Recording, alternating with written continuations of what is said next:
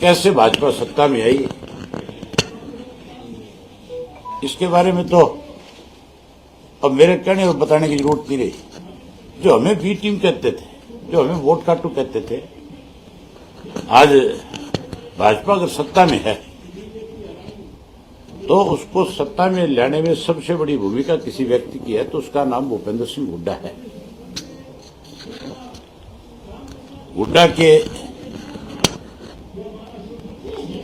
केवल एक डर था कि अगर इंडियन नेशनल लोकदल पार्टी कहीं सत्ता की तरफ बढ़ गई तो तेरा समय मुश्किल है। उसने यहां कांग्रेस को राष्ट्रीय सतह पर मजबूत होने से रोकने में जो अड़चनें पैदा करी, वहीं हरियाणा में भी जिस कांग्रेस की चर्चा थी आम की कांग्रेस सत्ता में आ रही है, उसी ने उसको रोकने में सबसे बड़ी भूमिका निभाई। सीटों के बंटवारे को लेकर के ले लो, और जहां भाजपा तो लगातार कैसे सत्ता में आए, कैसे कांग्रेस को हराया जाए, उसके ऊपर काम कर रही थी। जहां हम ये चाह रहे थे कि भाजपा और कांग्रेस दोनों सत्ता से दूर रहे, ताकि 10 साल के उसको शासन से लोग परेशान थे, दुखी थे, बदलना चाहते थे। वहीं कांग्रेस एक ही काम में लगी हुई थी, हुड्डा एक काम में लगा हुआ था। हुड्डा भाजपा को हराने की बजाय हमें रोकने में लगा कि किसी तरीके से इंडियन नेशनल लोकदल पार्टी को रोक लिया जाए। जैसे पहले जननायक जनता पार्टी ने, इस भाजपा ने हमें रोकने के लिए एक नई पार्टी खड़ी करवाई थी, और उसके बाद उन्हीं को अपना सहयोगी बना करके सत्ता पे काबिज हुए थे।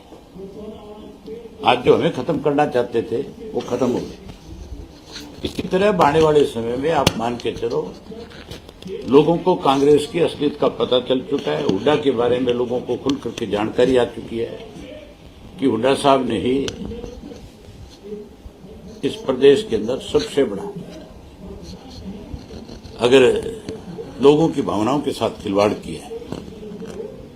जहां बीजेपी ने जात पात को बढ़ावा दिया, वहीं हुड्डा ने भी उसमें अपनी तरफ से कोई कसर नहीं छोड़ी।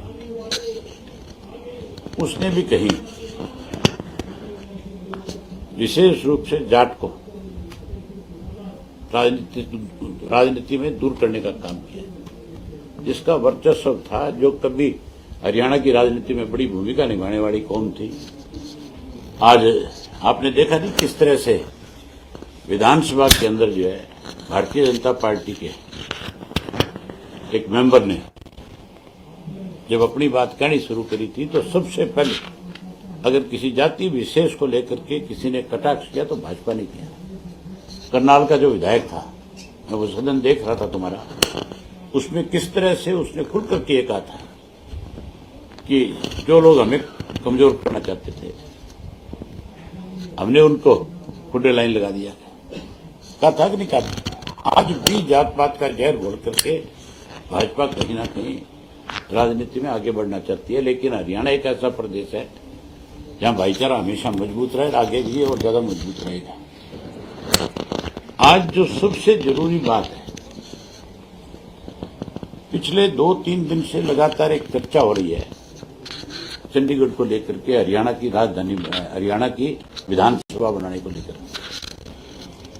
बड़ी हैरानी की बात है कि हरियाणा की जो मौजूदा सरकार है,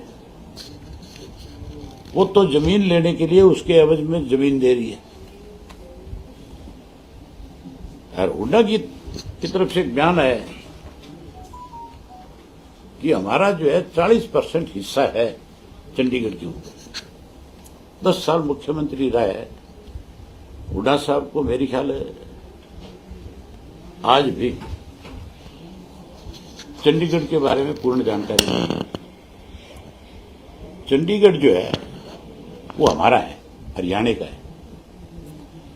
जो शाह आयोग बना था, उस जो रिपोर्ट आई थी, उस रिपोर्ट में शब्दों में लिखा हुआ था कि चंडीगढ़ हरियाणा को दिया जाए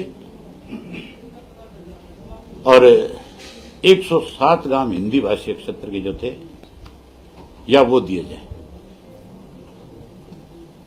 उसके बाद इंदिरा गांधी ने एक अवार्ड लागू करने का कोशिश करी थी, वो लागू नहीं कर पाई थी। इसको लेकर के फिर राजनीति हुई। फिर एक आपको ध्यान होगा राजीव लोंगोवाल समझौता हुआ था, जिसका चौधरी देवीलाल ने विरोध किया था।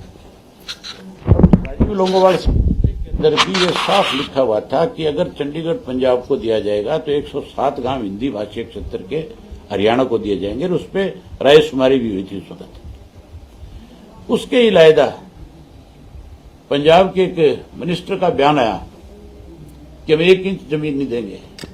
वो कहता है कि ये पंजाब के गांव के लोगों को उजाड़ करके बसाया गया चंडीगढ़ है। शायद उसको भी राजनीतिक ज्ञान नहीं है। ये जो खड़ का इलाका था, खड़ जो तहसील थी, ये अम्बाड़ा का पार्ट था, और अकेला खड़ नहीं, आपका जो रोपड़ तक का एरिया है वो भी अम्बाड़ा जिले का हिस्सा था। ये तो बंटवारे के वक्त के अंदर केवल राजनीतिक रोटियां सेकने के लिए कांग्रेस पार्टी ने पंजाब और हरियाणा के लोगों का विभाजन करना चाहा।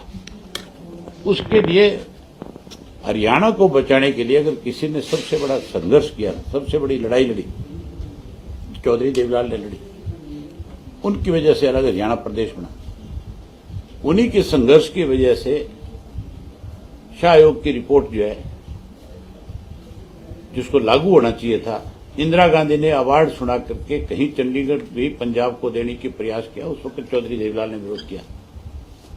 उसके बाद राजीव लोंगोवाल समझौता जो हुआ, उसमें फिर चंडीगढ़ देने की बात आई थी। उसका विरोध अगर किसी ने किया तो चौधरी देवीलाल ने किया, चौधरी ओम प्रकाश चौटाला ने किया।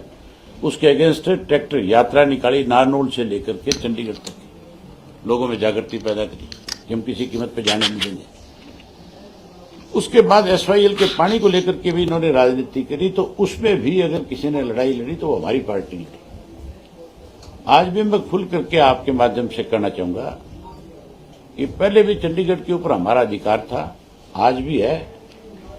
हम किसी भी कीमत पे चंडीगढ़ किसी दूसरी स्टेट के पास नहीं जाने देंगे। या तो चंडीगढ़ पंजाब को अगर दिया जाएगा कल को, तो उसके एवज में 107 जो हिंदू गांव है, उन गांवों को हमें केंद्र की सरकार की तरफ से मिले। और अगर वो गांव नहीं दिए जाएंगे तो फिर हम अपना हक जो है वो किसी कीमत पे खत्म नहीं होने देंगे। इसके लिए चाहे कितना भी बड़ा लड़ाई लड़नी पड़े, कितना बड़ा संघर्ष करना पड़े, इसके लिए कोई कुर्बानी देनी पड़े, उससे भी पीछे नहीं हटेंगे। हमने हरियाणा के लिए हमेशा लड़ाई लड़ी है, और आगे भी हमारी पार्टी का एक कार्यकर्ता इसके लिए लड़ने का काम करेगा।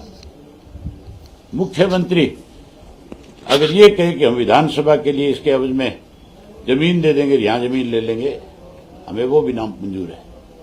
उस बात को भी हम कतई बर्दाश्त नहीं करेंगे। हम अपनी तरफ से इस बात का कड़ा विरोध करेंगे। हम अपना हक जो किसको किस तरह से छोड़ देंगे। जहां ये सारी चीजें होंगी वहीं हम नए सिरे से, जैसे किसान फुर्सत में आएगा, लोगों के बीच में जाएंगे और फिर से अपने संगठन को मजबूत करने का काम करेंगे।